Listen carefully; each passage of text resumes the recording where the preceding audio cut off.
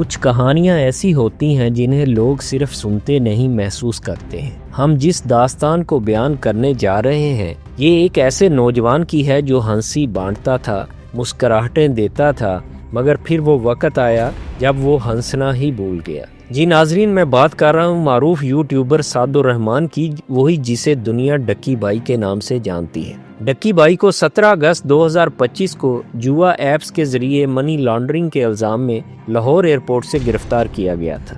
Lahore high court نے 10 لاکھ روپے کے مچلقوں کے عوض یوٹیوبر ڈکی بائی کی درخواست ضمانت منظور کی اور انہیں 26 نومبر کو ضمانت پر رہا کر دیا۔ تقریباً 100 دن وہ حراست اور جیل میں رہے۔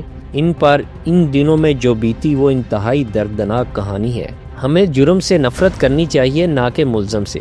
اداروں میں بیٹھی چند کالی بھیڑیں اپنے اداروں کی ساخت کیسے خراب کرتی ہیں، ڈکی بائی کی کہانی تقریباً سبھی محکموں کی عکاسی کرتی ہے۔ کہتے ہیں زندگی بدلنے میں برس نہیں لگتے، بس ایک لمحہ کافی ہوتا ہے۔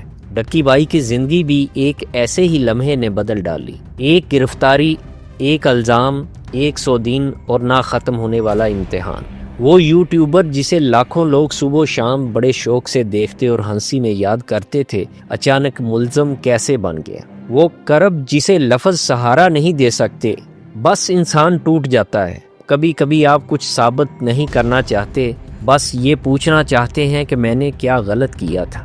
تھپڑ وہ ماری جا رہا ہوتا ہے پیچھے، وہ ویڈیو کال پہ اس بچے کو دکھا رہا ہوتا ہے کہ یہ تم اس کے پروگرام دیکھتے ہو، اور یہ میں کیا بتاؤں یار، میں تب بڑا ہیلپ لیس ہوتا ہوں، میں سمجھ نہیں آتی کہ میں کیا کروں اور کس طرح اس سے نکلوں۔ میں نے کیا کیا ایسا؟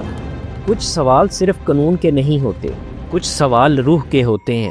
کیا ڈکی کو ذہنی طور پر توڑنا ضروری تھا؟ کیا اس کی فیملی کو سزا دینا انصاف تھا؟ کیا ایک افسر کا ناپختہ فیصلہ پورے ادارے کو داغدار نہیں کرتا؟ کیا ایک یوٹیوبر جس کے لاکھوں بلکہ ملین میں فالورز ہوں، اس کے ساتھ ایسا رویہ درست تھا؟ کیا ڈکی جب اداروں کے ساتھ تعاون کر رہا تھا تو اسے ذہنی طور پر ٹارچر کرنا ضروری تھا؟ ڈکی بائی کی غلطی کی سزا اس کی پوری فیملی کو دینا کہاں کا انصاف ہے؟ کیا کسی ایک افسر کا فعل پورے ادارے کو بدنام نہیں کر رہا؟ معاملہ صرف ایک یوٹیوبر کا نہیں تھا، معاملہ اس سسٹم کا تھا جو اکثر ملزم کو مجرم بنانے پر تلا رہتا ہے۔ دباؤ، بے بسی اور وہ لوگ جو قانون کے نام پر کاروبار چلاتے ہیں، کئی بار طاقت کے ہاتھ میں ہتھ کڑی نہیں ہوتی، دل کو جکڑ لینے والی دھمکیاں ہوتی ہیں، جیسے پیسے دو، فیملی کا سوچو، مسئلہ بڑھ جائے گا۔ یہ جملے انصاف کے ایوانوں میں نہیں، ڈرا کر پیسے بٹورنے والوں کی زبان پر ہی سجتے ہیں۔ مگر سوال یہ ہے، کیا ہر ادارہ ایسا ہے؟ نہیں۔ ڈکی بائی کی کہانی نے یہ بھی دکھایا جہاں کچھ لوگ رشوت لیتے ہیں، وہاں کچھ ایسے بھی ہوتے ہیں جو رشوت خوروں کو بے نقاب کر دیتے ہیں۔ ادارے کبھی برے نہیں ہوتے، اصل معاملہ ان افراد کا ہوتا ہے جو یونیفارم کے پیچھے چھپ کر کردار کا سودا کرتے ہیں۔ ایک افسر کے غلط قدم سے پورے محکمے پر انگلی اٹھتی ہے۔ یہی کچھ ہوا national cyber crime investigation agency میں۔ لیکن جب ایک اچھا افسر انصاف کرتا ہے تو پوری قوم اور ادارے کا سر فخر سے بلند ہو جاتا ہے۔ کبھی سوچا ہے جب ایک شخص پکڑا جاتا ہے تو سزا صرف اسے نہیں ملتی بلکہ پورا گھر قید ہو جاتا ہے۔ صرف ڈکی بائی نہیں روئے، 100 دنوں میں ان کی فیملی بھی روئی، اور ہر روز جیتے بھی تھے اور مرتے بھی۔ پھر ایک دن وہ ادارہ سامنے آیا جو انصاف بیچنے والوں کو نہیں، انصاف کرنے والوں کو عزت دیتا ہے۔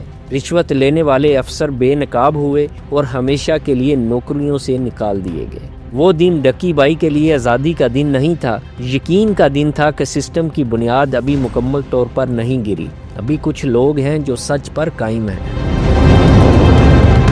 رہائی کے بعد ڈکی بائی کا پہلا ویلاگ سامنے آیا تو چند گھنٹوں میں 10 ملین سے زائد لوگوں نے دیکھا۔ سعد الرحمان نے حراست، گرفتاری اور ٹرائل کے دوران ہونے والی بلیک میلنگ، ٹارچر اور انویسٹیگیشن سسٹم کو بالکل ننگا کر دیا کہ کیسے مجبور اور بے کس ملزمان پر دباؤ ڈال کر افسران اور ٹاؤٹ ملزم کی فیملی سے پیسے کیسے بٹورتے ہیں۔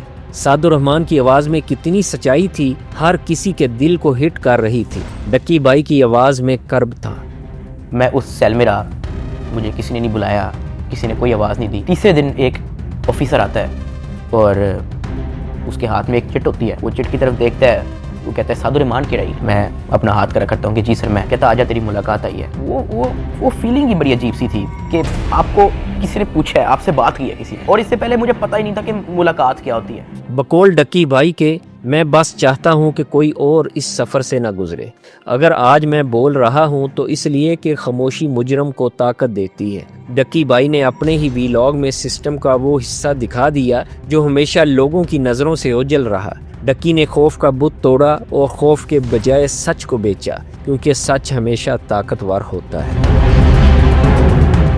اتنا کچھ ہو جانے کے بعد اب ڈکی بھائی کیا کرنا چاہتے ہیں؟ ہر ویور کے ذہن میں ایک ہی سوال ہے, کیا اب ڈکی بھائی پاکستان چھوڑ دیں گے؟ ڈکی بھائی اب کہاں جائیں گے؟ اس پر سعد الرحمان نے بہت ہی خوبصورت جواب دیا ہے کہ وہ کہیں نہیں جا رہے, پاکستان ہی ان کا وطن ہے اور وہ یہیں رہیں گے. ناظرین, یہ جواب نہیں تھا بلکہ یہ ایک عہد تھا, ایک زخمی شہری کا اپنے ملک سے وفاداری کا عہد. وہ اخلاقی سبق جس سے ہم سب انکاری ہیں. ڈکی بھائی کی کہانی صرف ایک شخص کی اذیت نہیں, یہ ہمارے معاشرے کی خاموش چیخ ہے. اس کہانی سے ایک نہیں 5 بڑے سبق نکلتے ہیں. طاقت کا اصل امتحان کمزور کے ساتھ سلوک میں ہے. جہاں ملزم کو سزا دینے سے پہلے مجرم بنا دیا جائے وہ معاشرہ نہیں جنگل ہوتا ہے.